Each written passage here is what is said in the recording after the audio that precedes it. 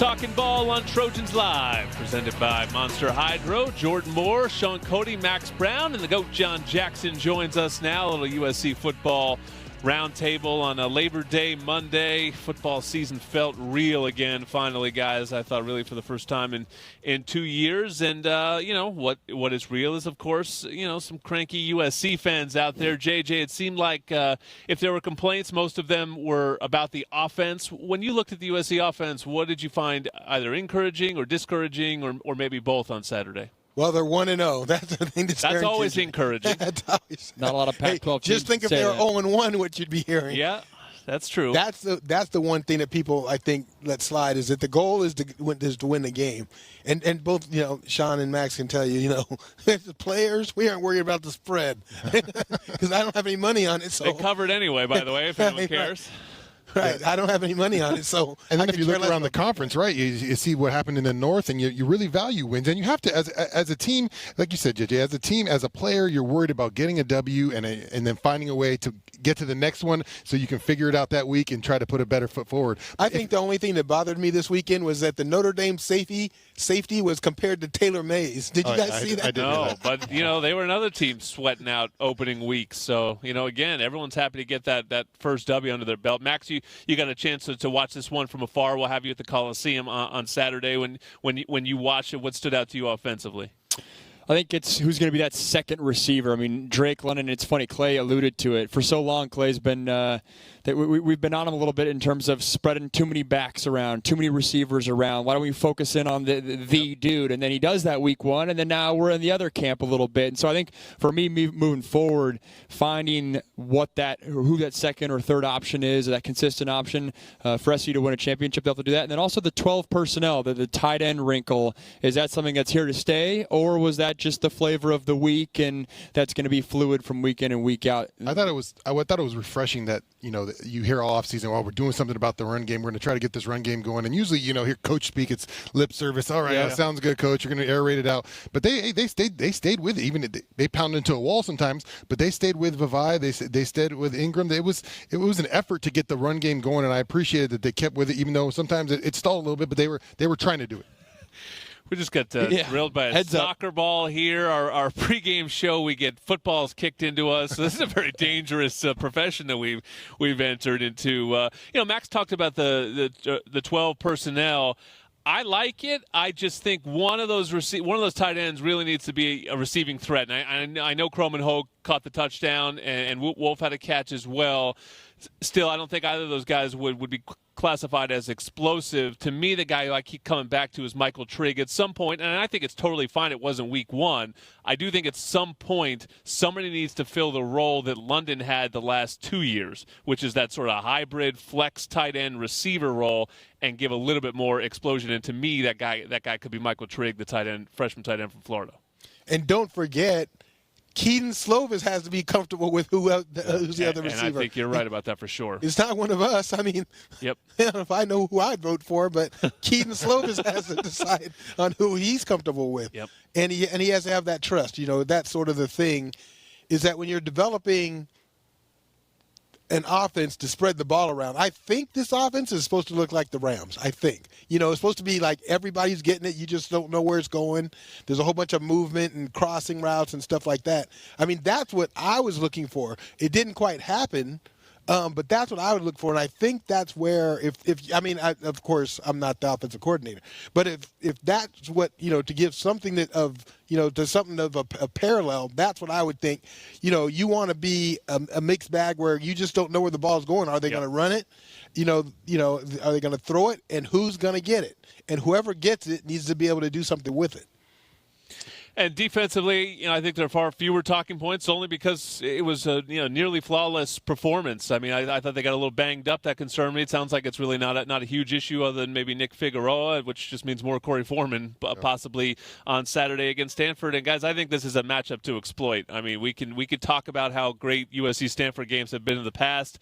I'm not sure that this is the same kind of Stanford team that we've seen. And to me, particularly the USC defense, should be foaming at the mouth. Look at that Stanford QB situation. Yeah, you look at Stanford and what they did. It doesn't even look like a Stanford game. You got 39 yards rushing on the game, and then Kansas State had 200. So it's like the numbers didn't even make sense. I didn't even get a chance to break down the game yet. You listen to David Shaw talk about it, and he looks a little bit defeated in the way he's talking about it. We got some things to figure out here. But Stanford has really usually started the seasons pretty slow. They kind of have a sleeper in the first game, and then they come on usually at the end. They've done this before. Yeah, so it might be a breakout with it, but it doesn't seem like they're too confident yet.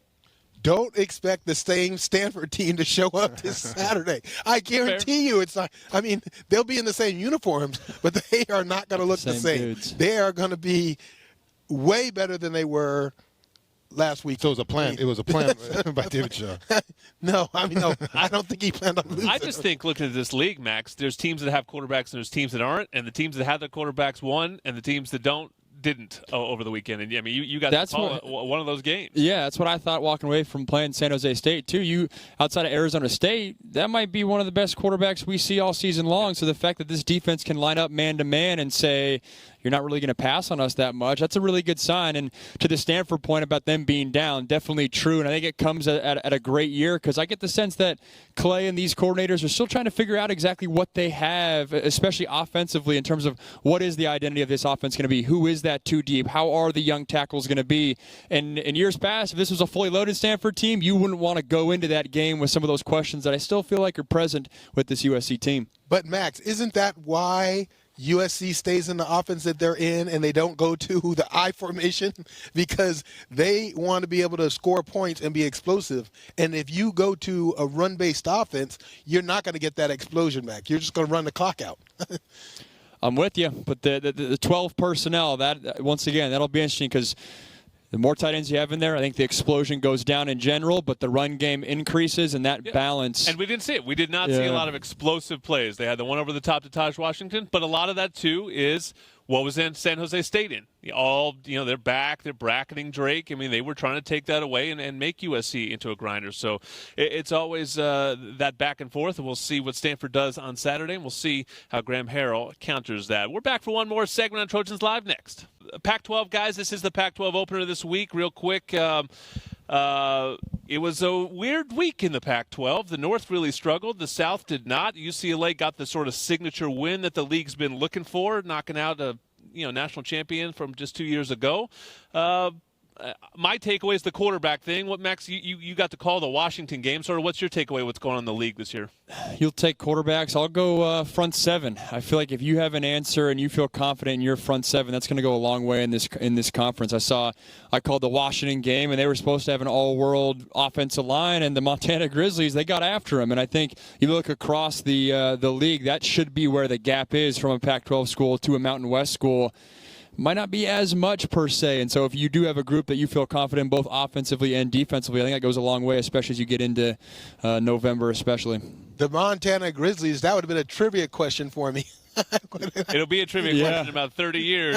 What was the worst loss ever in Husky Big Sky Stadium? getting it done this week. I think Montana Grizzlies. Did you have to look that up, or did they tell you? I'm from the Northwest, so I know about them, but I don't blame you. Yeah. Okay. Did you catch any of the UCLA game, JJ? I know years back doing the show with you, you always were a believer in Dorian Thompson-Robinson, and I think he was pretty good last year. There was still some skeptics going into this year. I know he misses some throws. He's not the most accurate quarterback in the world. He's scary though, and he puts them in a lot better position than most teams in this league. Yeah, he's athletic and he can throw it. And just when you think that he's inaccurate, that's when he hits the big one on you. It's so true. Yeah, I think he threw for 260. He didn't have a ton of completions, but he gets those big plays. Yep, and he loves what's the receiver? The small Phillips. receiver. Phillips, yeah. And the tight end. That defense came to play too. They didn't back down at all to LSU. I was impressed with that bunch. Sissy Blue was Coach O's. Now they're making Sissy Blue shirts. Did you see that? They're leaning in. Their Twitter header, they changed it. Now they're marketing it. Yep. I think after week one, we always tend to make these big stipulations on the whole seasons all the time, and a lot of these teams are going to change a bunch. The biggest jump usually is from week 1 to week 2.